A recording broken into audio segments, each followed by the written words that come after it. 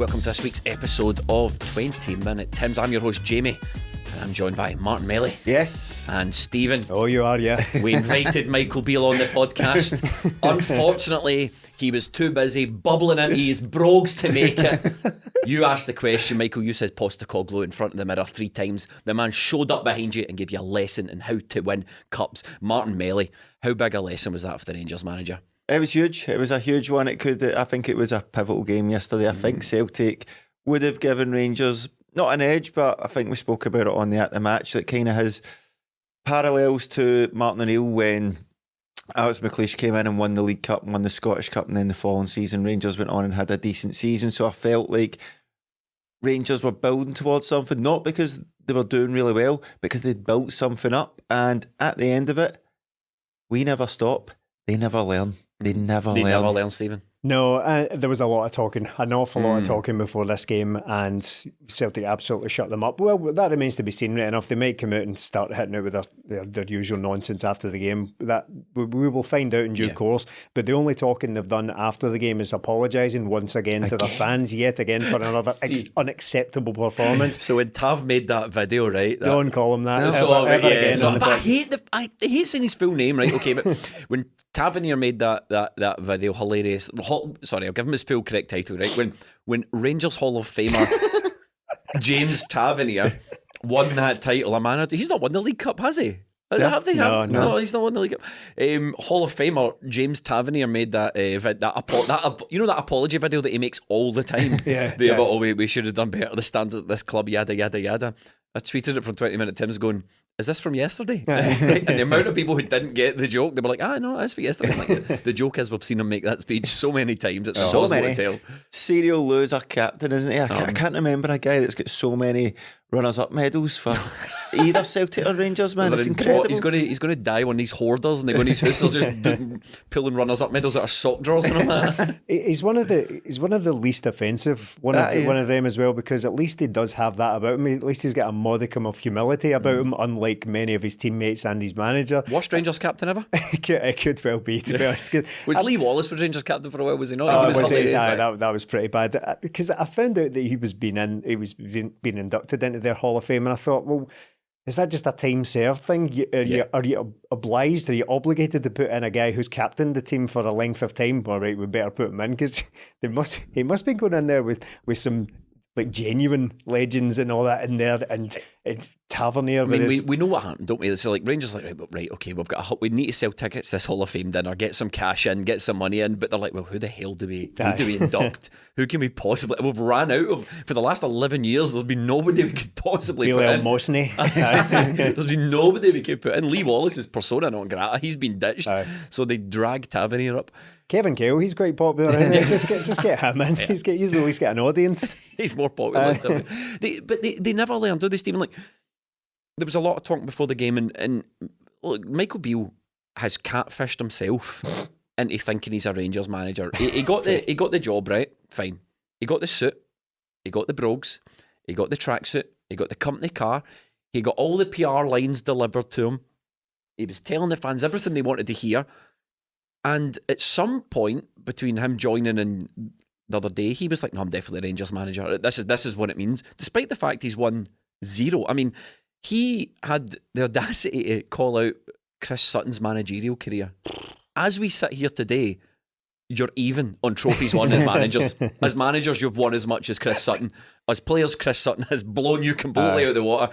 So Stuart McCall has won as many trophies as Rangers manager. Remember, was he not interim or something? So he's won as many trophies. So the fact that this guy could even think like to throw these he got too confident. He was throwing the barbs at Ange Postecoglou. The players were getting too confident.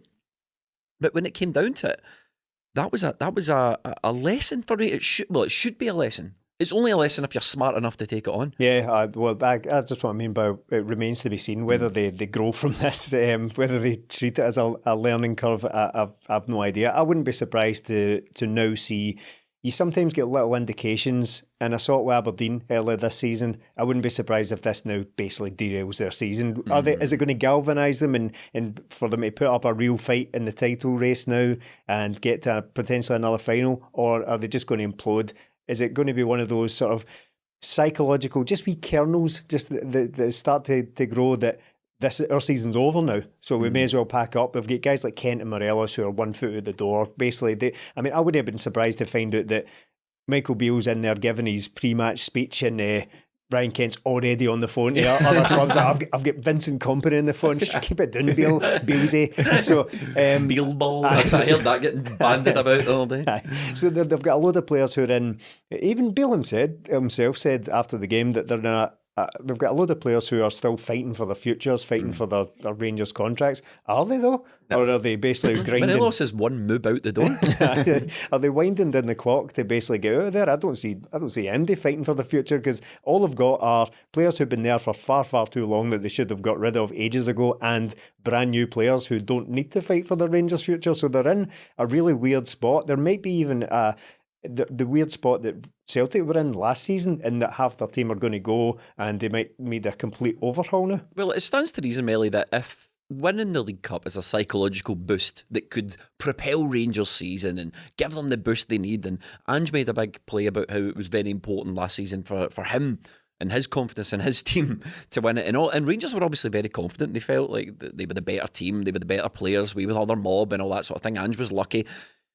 It stands to reason, does it not, that losing it could give us a boost.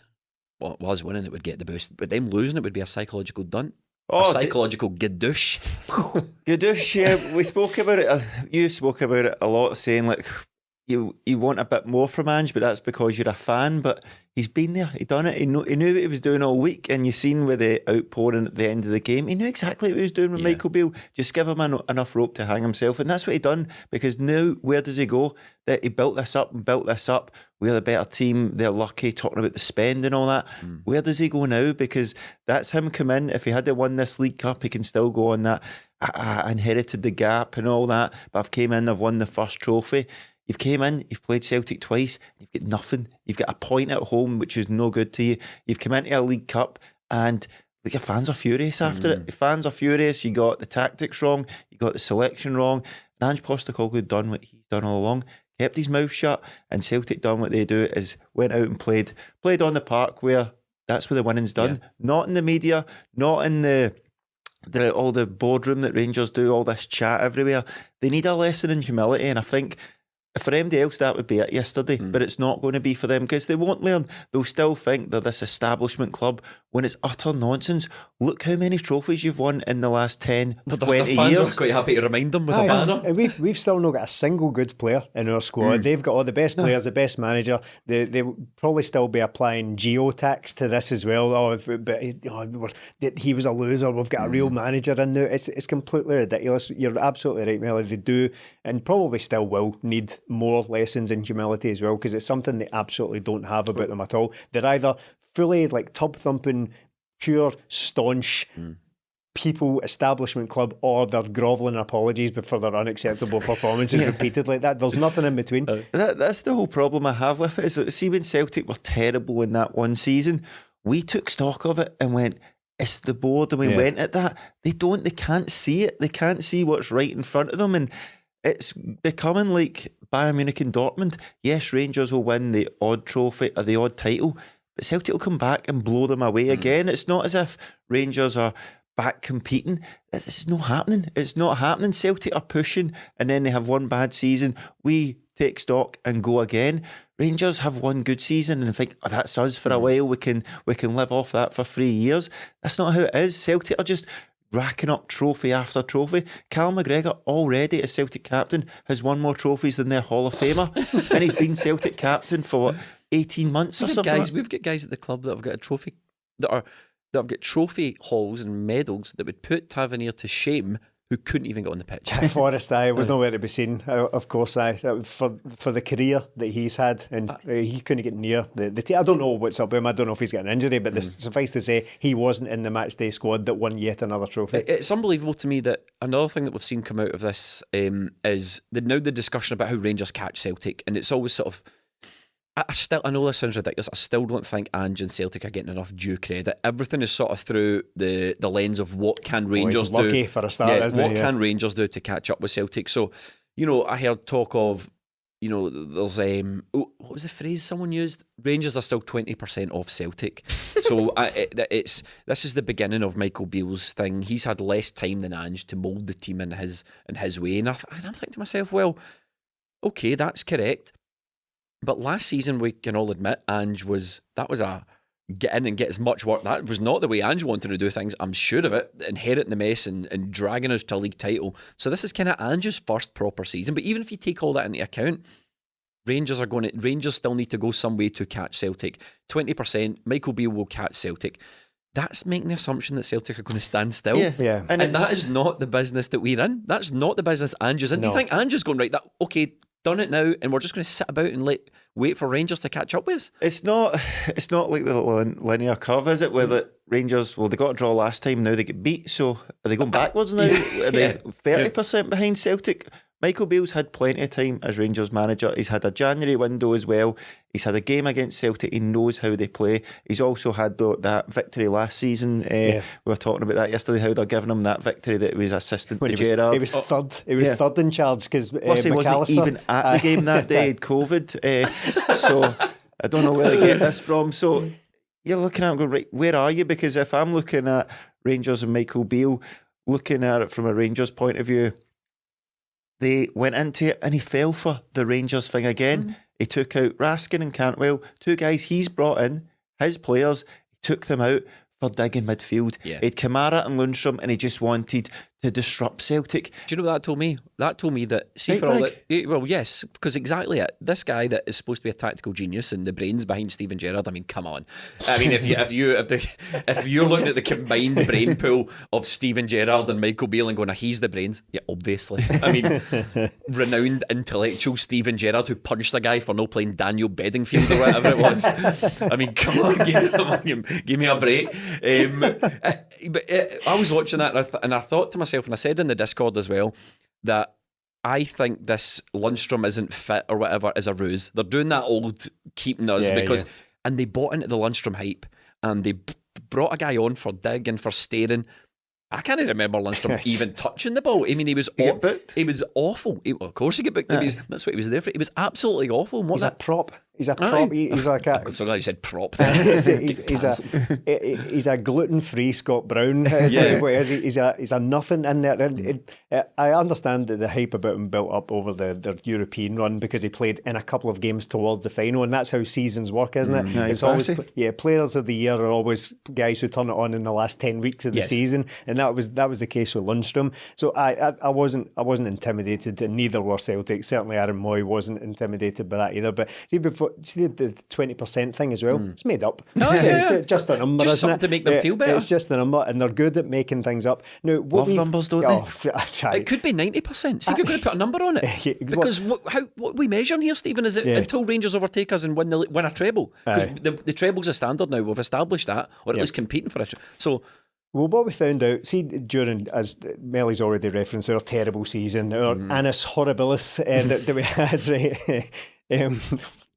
terrible turn of phrase there. But what we found out there, that see, all the things that you think, it's never as far away as you possibly think. You can't put all your... You can't count your chickens, as it were, right? So you think, right, they're miles off, they're 3 years off challenging it. What you find out is that football doesn't work like that. However, you can't just stick a number on it. You can't just go like 20%. What they've done there is thought of a number that doesn't sound too bad. Right? So it's remarkable that it's not 13% or like 27% or anything like it's 20%, because they don't want to say it's 50% or we're 50% behind. 20% sounds like something they can work on, but as you said, Jamie, that's not how Celtic work. That's assuming if they're 20% behind us, if you imagine it in like a 100-metre race, right? So they're 20% behind us. We've just stopped. We've just stopped. Good thing is, right, there's this measurement you can do, and it's the league table, because it's the number of games you've played and the number of points you're behind. 9 points, lads. 3 games. It's and pretty simple. Those big shiny metal things they hand out at the end of some games as well. You can count those. Made up stuff. So 20% behind. 2 of the last 4 trophies as well. That was a good one. 55 and Walter Smith won 3 in a row with no goal and all that. What manager is he? Beale as well? He's number 18. But that is an actual number, right? So love absolutely making stuff up as well. But unfortunately, what Michael Beale did last week was he made up something about them having won 2 of the last 4 trophies and assumed that no one is capable of counting to 4 backwards. And that came a cropper. So absolutely love making stuff up to make themselves feel better. That hasn't worked on this occasion. Well, it didn't work, and neither does team selection, because when I saw that Lundstrom had taken to the pitch and he'd bought into that hype, and obviously Lundstrom wasn't fully fit, I thought, you've got absolutely no confidence in your own ability here. You're just reverting back. Yep. You bought 2 guys, big money players apparently, even though you got them for free, 2 first team starters, 2 guys with big reputations. They couldn't have got on the pitch near Celtic. And what you looked at these 2 guys and went, I don't have enough confidence. I don't have enough confidence to win this game as a football game. I need to go in there and I need to try and dig in and be defensive. And we said before it, when we did our live build-up, that we said, Melly, the midfield was where the game was going to be won and lost. And it played out exactly like that. Yeah, it did, because Celtic had footballers in there and Rangers had destroyers that didn't even destroy. Glenn Kamara, every time I see him on the pitch for a Glasgow derby, I don't see him for a long time because he gets subbed at half-time. I think he's been subbed twice. It was, 60-odd minutes the other day. Lundstrom subbed as well. Rangers subbed the whole midfield off because it wasn't working. Celtic brought on players because their midfield was knackered from dominating. Now, when we said the game will be won and lost in midfield, that was because when you look at the second goal, McGregor to MOOY to Hatate, and then it ends up in the back of net via Kyogo. Celtic's midfield won that. Rangers' midfield didn't get near them. Callum McGregor burst past two of the 3 of them and then plays it inside. The midfield is where it's won and lost because that's where you play football. Yes, you can do all the dig all you want, but at some point you have to play football. And Rangers again resorted to the Gerrard tactics of that low percentage stuff of getting out to Tav and whipping balls in. Tav, Stephen gave me a row for saying Tav. Sorry. Oh, he was. I think he was impersonating. Oh, right, you were impersonating. Right, okay, well, there you go. So I was impersonating David Martindale when I said that. That's right. Get it out to him and either launch it forward or get it into the box early. That's what they've done. Try and get it to the fullbacks and get it in there and have your midfielders just destroyers and hope that the wide players and Alfredo get in behind. And it's so obvious. How many times did you see Goldson just launch the ball up? Rangers' only ball was over to Tavernier, and then I think when I'm watching it back, they only took 1 or 2 goal kicks where they played it out. The rest, McGregor's shoving them all up the pitch and just low percentage stuff. Like, hopefully we can get it into their half and win something off it. Because when you look at the goals as well, Celtic's 2 goals, played it in, intricate football, ball across into the middle, where you score goals from. Rangers' goal, best chance, a set piece. Well, so this is something I want to touch on. The 2 distinct differences between the managers. They couldn't be more different, and Michael Beale would sell an organ to be the football manager that Ange Postecoglou is. See, when I saw Ange lift that trophy, and he was not lift the trophy rather, but at the end of it, when he was celebrating in front of the fans, Michael Beale has done some performative nonsense on the pitch with the huddle. None of the fans seen it. They'd all left. They'd all left by that point. I just thought, like, you would do into trade places with that guy, and their approaches are so different from their approach before the game, all the talking in the press, where Ange just went, look, I've been doing this for 26 years. I kind of know what I'm doing. I'm just going to trust the process. The performance on the day where Ange, as usual, didn't sacrifice the way he wants to play the game, Stephen. He didn't go totally defensive. He didn't do what Michael Beale done and revert like a dusty old book of tactics for the 90s and blow it. Oh, I'll do this instead.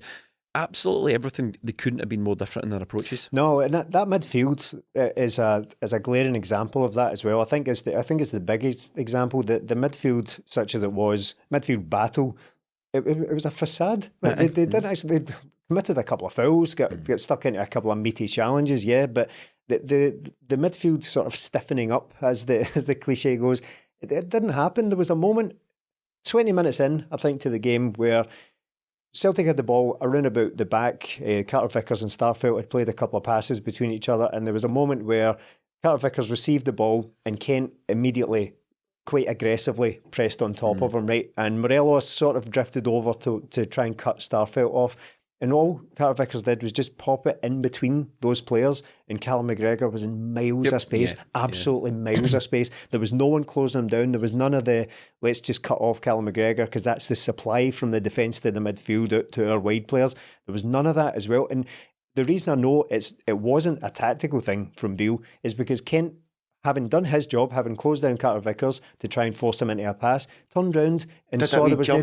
He threw his hands up there. So, what are you doing? We've all seen that at fives. If like somebody's no trying, oh, come on, mark your man. There was nothing there. Callum McGregor, was in about 30 yards of space. He just pivoted on it and played it into the midfield. There was no one anywhere near him. So what Lundstrom and Kamara and all that were doing at that point, I've absolutely no idea, but they certainly weren't doing any kind of job. Michael Beale had stuck them in there as some sort of scare tactic, like some sort of physical midfield scare tactic, and it absolutely did not work at all. Yeah, after the last game at Ibrox, we spoke about how Rangers done quite a good job on McGregor. They let our centre-backs have it, and then marked the three in front of them, the two full-backs and McGregor, but Celtic sort of mixed it up, and being at the game, it is so different to watching it back, because when you watch it back, you maybe see what Celtic were trying to do. At the game, you're just like, don't give the ball away so you don't give away a goal. But the bravery from Carter Vickers, Starfelt, Johnston, Taylor, McGregor, and even Hatate dropped in a lot more, and they all just made space for these passes. Like some of the passes that Starfelt was making, like, that's a difficult pass. The easy pass would have been out to the fullback, but he played it into the midfield who had somebody on him, and they'd pop it round, which means as soon as we break past, they're free behind the striker. We've taken 4 players out the game, and it just leaves that midfield that is cumbersome for Celtic to go at. So the way Celtic were a bit more brave in the passes, and not brave, more confident in their own game, because that's how they play, that's how they want to play. Rangers, as soon as Goldson gets the ball, shell it, get it away from me and hope for the best, because we were told Ben Davis was coming in, this ball playing centre half. Carl Starfelt looked twice the player, that guy, and he probably even more. Starfelt and Carter Vickers were brilliant. Johnston came into it. Celtic did give the ball away a couple of times, but that's because they were trying to make things happen. They were trying to get it through the lines, and weren't even hard lines to get through, to be honest. News flash, gentlemen. Valentine's Day is almost here, and by the grace of Cupid, our friends at Manscaped are coming with the best tools to get your boys down the stairs ready for the special occasion. I'd like to propose making February the 13th National Shave Your Balls Day. Who's with me? Get lucky this Valentine's Day and join the 7 million men worldwide who trust Manscaped, the leaders in below the waist grooming. With our exclusive offer, go to manscaped.com and use the code TIMS for 20% off and free shipping. But Stephen, what is Manscaped? Well, it's just a ball sack trimmer. A ball sack trimmer from your podcast mates. No platinum package is complete without the ultimate hygiene bundle to get you fresh from head to toe. This bundle includes Manscaped's premium body wash, 2-in-1 shampoo, body and ball deodorant, and much more. Infused with aloe vera and sea salt, Manscaped's body wash will leave your skin feeling clean, fresh and hydrated all date night long. And for when she runs her fingers through your hair, make sure your mane is hydrated and irresistible with her 2-in-1 shampoo. And don't forget, gents, no date night is complete without Manscaped's signature cologne. Get 20% off and free shipping with the code TIMS at manscaped.com. That's 20% off with free shipping at manscaped.com, and use the code TIMS. Join Cupid and shoot your arrow with Manscaped this Valentine's Day. Well, you mentioned Carl Starfelt there, Melly, and I think in these cup finals, it's you're always inclined to pick out the players that you always want to talk about, the ones that were great, and obviously we're going to do that just by the natural ebb and flow of the conversation. But I think it is important that we talk about some of the guys who wouldn't have normally been singled out. I think Carl Starfelt's one of them, Stephen. Oh yeah, excellent. But I have to admit though, as much as a big Starfelt defender I've been, as much as a fan I've been of him, he's had a couple of Hampden moments. He exercised a couple of Hampden demons yesterday during the cup final. He's had a few bad ones at Hampden. It just seems to be something about that stadium that doesn't seem to agree with him. But I thought he was absolutely excellent there, particularly in the first half. Just defended absolutely everything, wins everything in the air. A couple of timely interceptions. What the goals? Of course. I think he's such a great instinctive, aggressive defender of the ball, a defender of the box in the air. Yeah, we've had the discussion so many times. He looks awkward on the ball. He does, and I think it colours a lot of people's perceptions of him. I think not every day, but people just still to this day think he's some sort of bomb scare because he doesn't look all that comfortable on the ball. but the mistakes he makes are so few and far between. In between all the good stuff he does, in the winning the ball, and see with him and Carter Vickers was immense again. Unbelievable, see that moment where he slid in between. I think Tillman was basically waiting to tap early it. on. Yeah, it was waiting to tap it in behind him, and I think Sakala had gone. It was someone had gone slid in with Carter Vickers, and he got a foot to it and put it out wide. A potential game-winning moment that because you don't know what could happen if they get that goal. But the two of them together are just fantastic. I don't know what kind of alchemy that is, where you take these two players and put them together and it just makes both of them better. I really don't know. But them together, I honestly think it's the best partnership I've seen in my lifetime. There are better players there. I'm not going to make any kind of silly comparison where I say either of them are better than Virgil van Dijk as an individual player. That's crazy, because he went on to be the best defender in the world for a time, in with a shout of winning the Ballon d'Or one year, won the Champions League, right? So take that out of the equation. But as a partnership, I can't remember anything that's better than that. No, I think going back to Reaper and Stubbs again. Not individually, not as good a player as Virgil van Dijk, but as a partnership, I thought they were excellent together. Do you think the Starfelt thing is that maybe Melly, he doesn't make any more mistakes, or rather, he makes fewer mistakes than a normal / good defender, but because he's beside Carter Vickers, who makes zero mistakes at all times. Every mistake Starfelt makes, people, the guy's a when and it's only because he's like, if he was playing next to, take any other Celtic defender from the past 10 years. Adam Virgo, Gary Caldwell, Stephen McManus, Stephen Welsh, Boyat. If he was playing beside any of these guys, he would probably be the Carter Vickers of that situation. The McManus and Caldwell's quite a good comparison, because they both had a wee rick in them, but I think with Starfelt as well, he can be immense, and then he's just got one absolute howler in him sometimes, whereas you're like, why not just make a wee mistake, mate? But I thought he was immense again yesterday. His reading of the game was absolutely incredible, with Celtic's goals come from him getting in on top of them. And look, he was immense, right? But when you're up against a man that is not very mobile, you're going to look even better. You're talking about Morelos. When you're not very mobile. And fair enough, he did get his goal, but when I saw the condition of Morelos was in, that was another distinct difference between the two teams. And I was speaking to my pal at the game, and I thought, Morelos has been really off the boil for Rangers for a number of seasons now. He had 2 good seasons at Rangers where he was really, really good when they first signed him, the first season and the second season. See if that was Celtic, probably wouldn't still be at the club. No, I know. He's like a throwback, Morelos, like to a Rangers team gone by. It's remarkable that they've let their most sellable assets get into the last 6 months of their contract after being there for so long. But I can only imagine they've been trying to shift him for ages, and absolutely no one will take him in that condition. I mean, it's not a coincidence. I mean, you talk about English teams and how they spend far too much money, but they're not stupid. They're going to look at him and say, there's absolutely no way you can play him in the English Premier League. So anyone else who can afford them, where's he going to go? Sweden? He played in Sweden before, actually, didn't he? Was it Iceland? Finland or something like that? Yeah, it's Finland. One of those countries is offending all of Scandinavia, there, basically. But I can only imagine they've been trying to shift the guy for ages, because the condition of the guy is... And you know, I don't want to make light of it and fat shame and all that, but it's fair game. The guy's a professional athlete, and he's been pitched in there against our finely tuned athletes as well, and it is an insult that he's taken to the same pitch as Carl Starfelt. I heard on Sports Scene they were talking about how, as conversation always does, turns to how difficult it will be for Celtic to keep hold of their players. And someone said, I mean, you might think there's something in this or not, but someone said on Sports Sound, the reason that Celtic have got Carter Vickers is because he maybe lacks the physique to compete in the English Premier League. I heard that, yeah. And I thought, the guy's a unit. Yeah. It's certainly nothing to do with his physique. No, did they mean specifically height? Because he's on the shorter side for kind of commanding centre halves. But even that, that's ridiculous. It's not. It doesn't be holding them back. No, I mean, I'm not directly comparing them as players, but is Cannavaro not like 5'9" or something like that as well? One of the best centre halves of the 21st century. So I don't think it's really going to hold him back. To pinpoint his physique is absurd. I thought that was an odd take. Yeah. Another unsung hero that we have to maybe talk about, and a player that we'd sort of spoken about in the build up to the game, was AJ on the right hand side. We thought he was going to be in for we thought the full-backs were going to be in for a tough shift. Kid's got it, Melly. Oh, he does. I thought the Celtic were fortunate because we've got 2 good defenders at full-backs, and Rangers' main main threat was going to be the two wide players because that's where the space will be and they'll try and feed them early.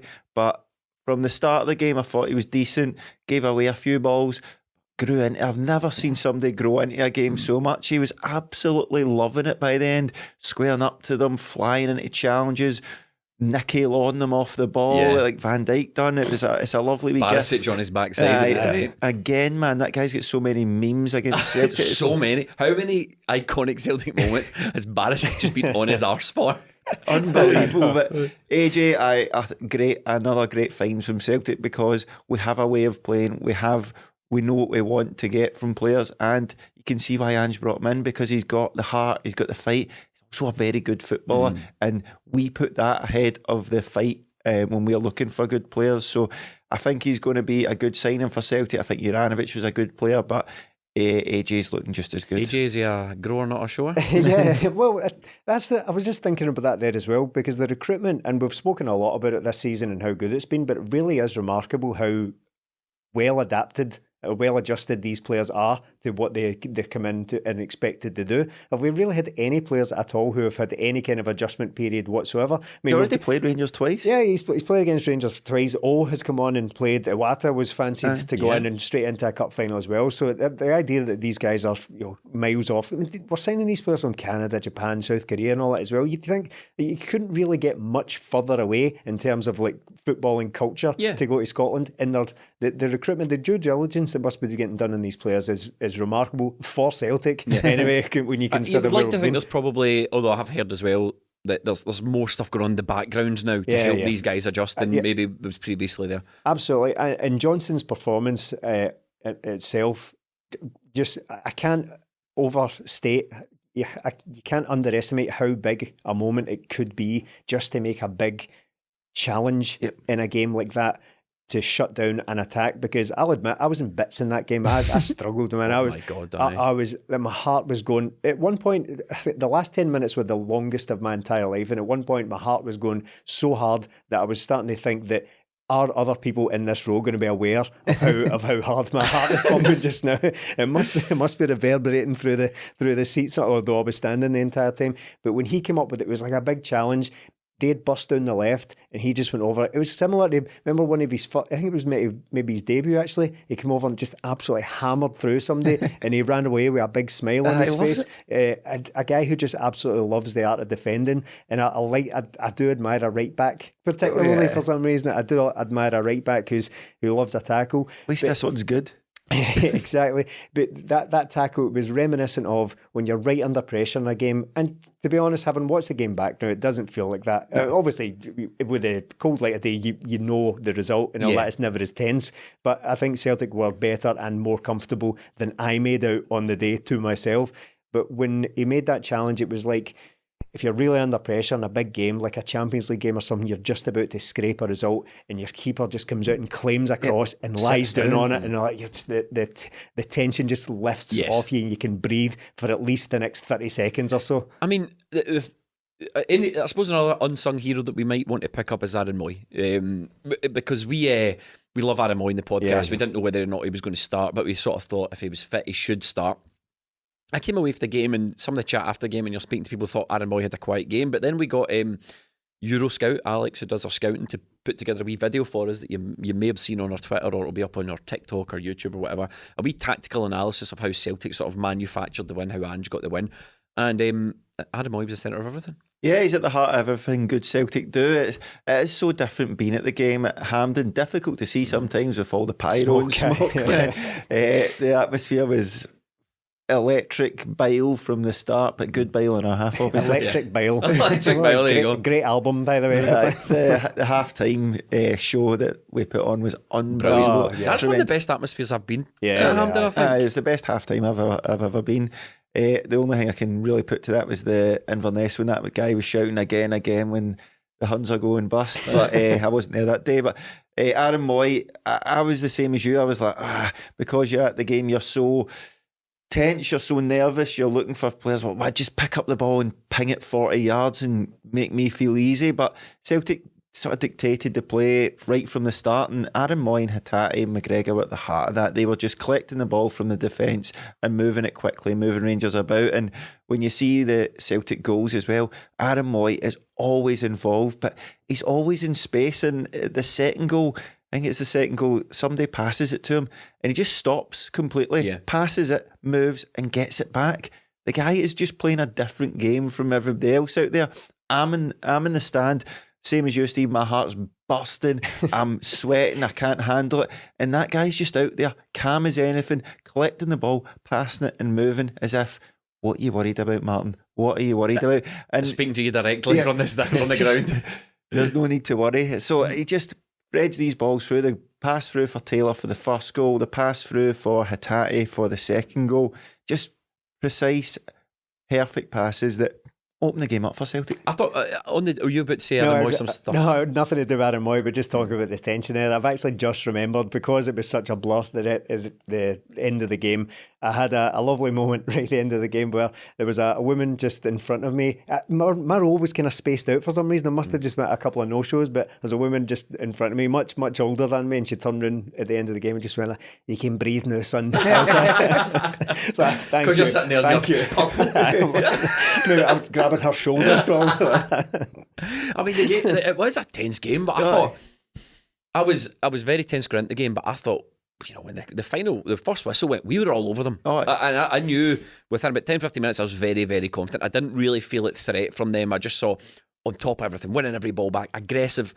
It was just we spoke before the game about how you needed to be good at football, obviously, to win these games. The football's one side of it, but the heart and the personality, that's another side of it that you need to have to win these games. And I just thought within 10 minutes, I felt under threat. After they scored for about 15-20 minutes, they sort of we just had to see that period out. And it's a cup final, you're going to go through one of those. They hit the post at one point as well, But for the majority of the first half, I just thought, no, this is Celtic. This is Celtic back again. We're right on top of them, no giving them a minute, fighting for everything, playing good football. I thought this game's only going to go one way. Yeah, I felt that as well from the start, because in these games, no matter how bad Rangers have been, they can get a good start against Celtic sometimes, and that didn't happen at the weekend, because yes, you need to win all your individual battles and all that, but that's when the game falls down. But when Celtic started the game, they got the ball and they passed it about between McGregor, Starfelt and Carter Vickers. They moved it out wide to the fullbacks and then inside, and I thought, you know what, this is how this game is going to play out, because they have no intention of going out there and trying to beat us by playing football. So we are going to have a lot of the ball here. It's just about how we use it, and dithering on the ball is how we are going to get caught, because that's when they can fly into challenges. That's when their crowd gets up. We didn't do that. They caught us on the ball the odd time. Greg Taylor a couple of times. It was good overall, Greg Taylor. Yeah, McGregor slid in, but like I said earlier, the reason we lost the ball is because we were trying to make things happen. So it's going to happen. The players are much calmer than us in the park, in the stands. So when Celtic were moving the ball about from the start, I thought Celtic have shown up today, not the battling Celtic that we needed to win the game, the passing Celtic that we know can win the game, because we know this Celtic team can battle. They done it at Ibrox last season. They done it when they had to sit in for a bit in that time when Rangers were dominant, and that's going to happen in a final against two quite closely matched teams. So Celtic went out and played the football and played some good stuff on a difficult pitch in a difficult atmosphere and came away with what they deserved. Callum McGregor, the main man behind all that. Yeah. You want to talk about captains? I mean, there is no comparison between what we've got as a captain and what they're serving up as our captain at the moment. Callum McGregor, unbelievable for the second goal. So brave on the ball. We took on about 3 Rangers players, pressed forward, played it to Mooy, who played a wonderful pass through, but this guy's brilliant, man. No, and Ange said after the game as well about how important Callum McGregor is, how great a leader he is, and I look across the way he carries himself and everything. Yeah, quiet, unassuming guy, but he tells the truth when it's required of him. He was actually really good at that during when we were going through some bad times. He would come out and tell the fans exactly how it was, and I appreciated that from him as well, because we were getting fed an awful lot of garbage at the time but not from Callum McGregor. So he gets what it is. And I don't mean to be trite about that. I don't mean that kind of, well, he knows what the club's all about and all that, but he genuinely does. He understands the fans, and he is such a great leader. And I look across to the other side, the other mob, if you will. The other mob. And I don't see any of that from them. Not just their captain, their so-called leaders on the pitch. Morelos is a moron, right? I mean, just Every one of them's a meme. Morelos just bumbles around, just like, looking angry and like, battering into folk and all that. McGregor, just a ridiculous man, and I'm the crossest man in Scotland. Talk about it, Steve. An insanely angry man, and that ridiculous moment where he booted the ball into the stadium. Why was he not booked for that? That was, I know. I mean, I almost forgot that happened. Right? Yeah. He dinked it into the ground, and then obviously when the fans threw it back, and then he volleyed it right into the Celtic fans. That's a booking. Yeah. That's any other day of the week. That's a booking. And I thought Nick Walsh did okay job as referee. I think he did an okay job. We don't even need to talk about him. That's not the way it works. You did a good job. There's no Super Vario World this week. But I thought that is as clear a booking as you're ever going to see. Well, if I'm honest, I think McGregor was saved by the fact that he is such a risible figure in the eyes of the Celtic fans that we all just laughed. It was just down from where I was standing as well. Everybody just pissed themselves laughing. And I think if there was any anger about it, he might have been booked. If there was any more of a sort of poisonous atmosphere as a result of what he did, he probably would have been booked. Sorry, I'm but laughing. everybody laughed. Do you know what I'm laughing at? Do you know what I was just reminded of? Mind that time at Rod Stewart gig, he punted a ball into the crowd and broke a woman's nose. Like he did Joe Bell. Sign him up. He punted a Celtic ball at the crowd and gadushed some woman right in the beak. The hammer, Rod the hammer. What a is that a toe bash? His big pointy shoes, pointy shoes and skinny jeans. Rod Stewart.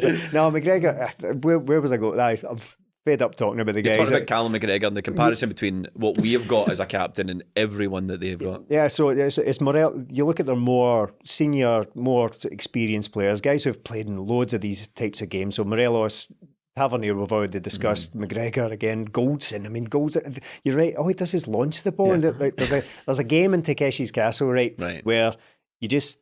People are trying to walk across a bridge and there's these guys feeding balls into like this cannon where it just shoots balls straight at them, little volleyballs and stuff like that. And as soon as you pop it in the back, it just launches the ball straight at him. I feel like that's kind of what Connor Goldson is for Rangers. See if you put the ball right at his feet, he'll just boot it as hard as he possibly can up the pitch. He reminded me of the cannon from Takeshi's Castle. I don't see any quality or any leadership skills from that team whatsoever. They need absolutely gutted. I hope they don't do it, to be honest, because they're in right the position where I want them to be. Dished out a new contract for Goldson. He can't move for them just shitting the nest and having to apologise for it. It's just they're the most. It's a very weird ratio of superiority to apologising that they seem to work out here. It's a very, very odd ratio they've got going on there. And Callum McGregor is the mirror opposite of any of that. Yeah, He just does no talking whatsoever unless he has to do it.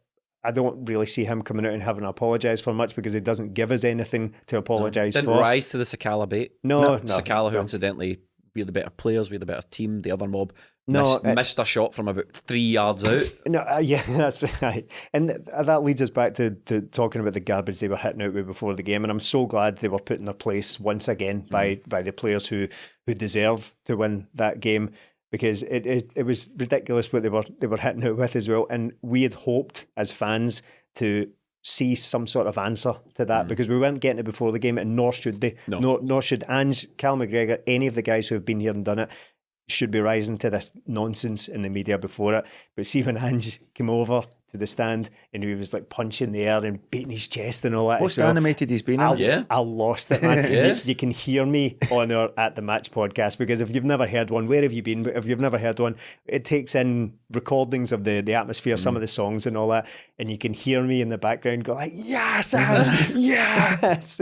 Absolutely lost it at that point, because I immediately thought of all the stuff that's been building up towards this game. We're not going to say a word. And we're going to let it rip after the game and show them what they deserve, to be honest. And I'm glad they were still on the pitch to witness some of that. Fair enough, the fans are away. I don't really care about them. They'll see it back anyway. They'll not miss it. They'll see it all back. But I'm glad that the Rangers players were still on the pitch to see what was happening round about them. Yeah, when you seen the final whistle, you seen Joe Hart, he was going mental as well. He did a wee angry kick of the ball into the crowd as well, taking the piss out of McGregor. Callum McGregor, just a captain that knew as soon as the whistle went, I'm going to get to lift a trophy. And Celtic's big players showed up in the day again. Any myth that Kyogo's not a big game player busted away. Rangers big game players, I mean, again, every single time it seems to be Celtic score, it's between their centre-half and full-back. And again, it was both down the right-hand side this time. Barisic had quite a quiet match for Barisic in that he didn't cost them anything, but Tavernier and Goldson side, both Celtic's goals were slotted in there and crossed from there. Rangers had nothing to it. So all these myths about Rangers, better team and all that, completely blown away by the better team, Celtic. The captain went out there, the leaders, Joe Hart, even the quiet guys like Aaron Mooy, just went out and played football. That's what is required to win a football match. Rangers think they're the best establishment club. Celtic are a football club and they win football games. We discussed it, patreon.com/20minute-tims. We talk about it quite a lot. No hard push this week, but it was very popular. A lot of people signed up for our Glasgow Derby coverage, and we appreciate you doing that. If you've been a patron for a while, we just want to say thanks. And if you want to join us, still plenty of time. Patreon.com/20minute-tims. And on Patreon, we recorded an exclusive video, the best striker since Larsson.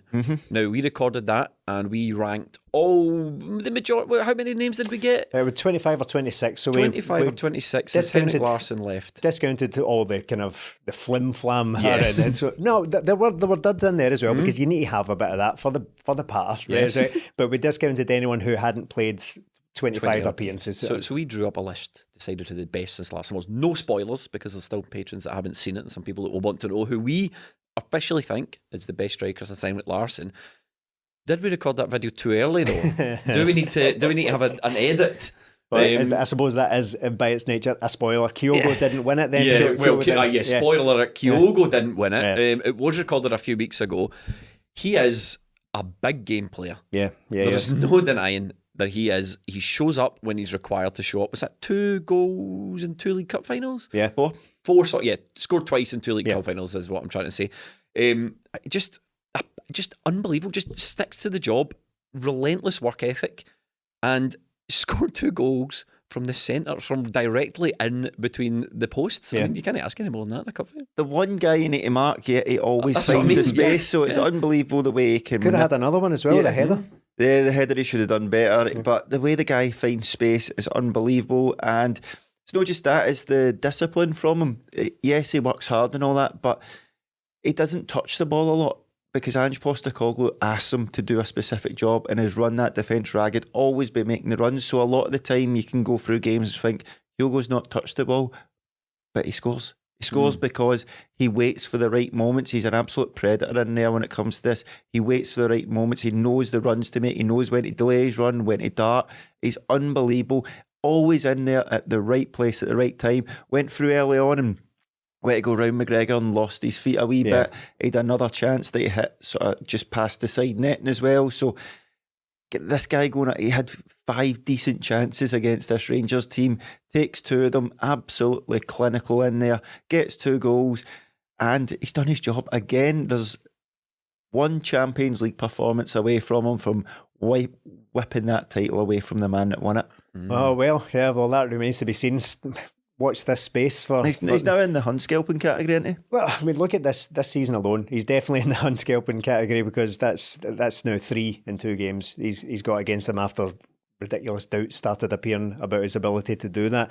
If he ends this season, and I don't want to say treble just yet, right? But so we'll talk in terms of the double. What's in hands right now?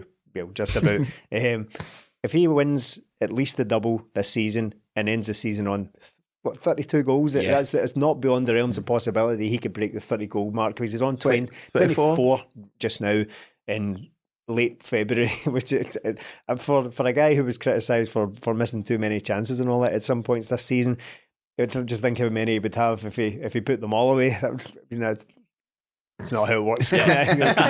Demonstrably not how it works.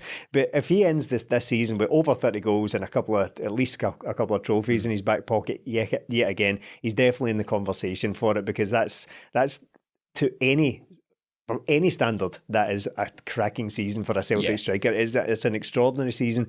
And Ange said after the game, there's not much of him. There's not much of him, but he's good. He's good at this striking game. He's good at goal scoring. And the idea that he just picks up positions between the posts, as you said, I mean, I'd credited O for doing that last week, because he's the more sort of traditional number 9. When you look at him, he screams, right, target man sort of striker, big physical presence and all that. But you look at Kyogo and think, well, are you maybe going to be a sort of wide forward? Are you going to play just off a central striker? No, nothing quite like it. When he cropped up with those 2 goals, there must have been players in that Rangers team going, how did this happen? how did nobody see him? Shout out to Dyson for his timely sclaff on the way through, because it actually took out a defender with his wild swipe across the box. And I'm so glad it did. Aye. There was a lot of talk before the game, as we said, about what this could mean for Rangers season if they win it. There wasn't an awful lot of talk right enough about what this could mean for Celtic season if they won it. I noticed very, very pointedly after the game, after everyone was interviewed about it, they all referenced the manager, the captain, and I think a couple of other players all referenced St Mirren game. So they're right back on message. That is it. What does this mean for, we're fans, we're podcasters, we can look beyond the St Mirren game. What do you think this means for our season? The ability to win the first trophy again, it's always massive, and I've already said earlier today that I can imagine them now basically just taking the foot off the gas, subconsciously or not. I can imagine them just going, well, that's the season done, so we start working on our individual moves and all that towards the summer. So that, again, I can only speculate on that. I hope that's the case, but it has that feel about it for me. It has the feel that Rangers have probably just chucked it. That was their one opportunity. There's still the Scottish Cup there, but it's only the quarter-final stage as we say this. I was so tense about it at the game for obvious reasons, because it's a massive game against your rivals and all that.